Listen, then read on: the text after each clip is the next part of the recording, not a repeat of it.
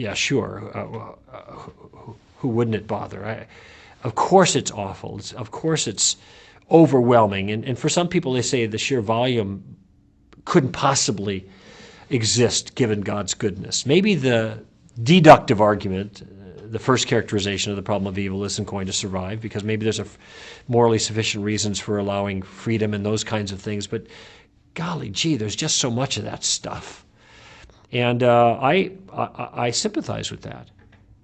And I don't entirely know how to respond except for to say that God has morally sufficient reasons for allowing that as well.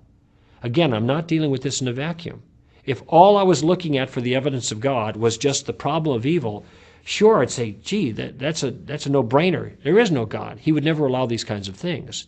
But when I see all the other evidence in other areas for the existence of God and for a good God and a loving God, a God that cares about his creation, who's involved in his creation, well, then that helps put this particular question a little bit more into perspective.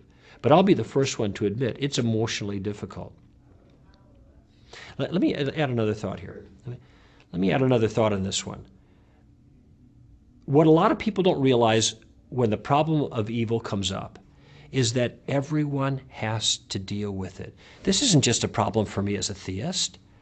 Every human being walking the face of this earth is aware of evil in the world, and everybody has to, from their perspective, from their worldview, offer a solution to it. So it isn't like I'm the only one who shoulders this and other people like me. Everybody's got to deal with it. The real question is who has got the best answer in the context of their worldview.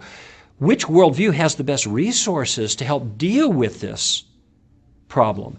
And here I think the biblical worldview excels. I remember a quote by Bertrand Russell, who is arguably the 20th century's greatest philosopher. He was a Brit.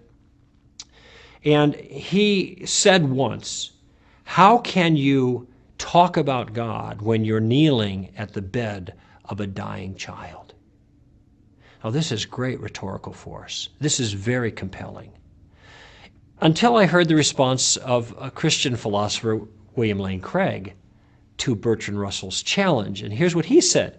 He said, what is the atheist Bertrand Russell going to say when he's kneeling at the bed of a dying child? Tough luck? That's the way it goes? You see, Bertrand Russell has nothing else to offer.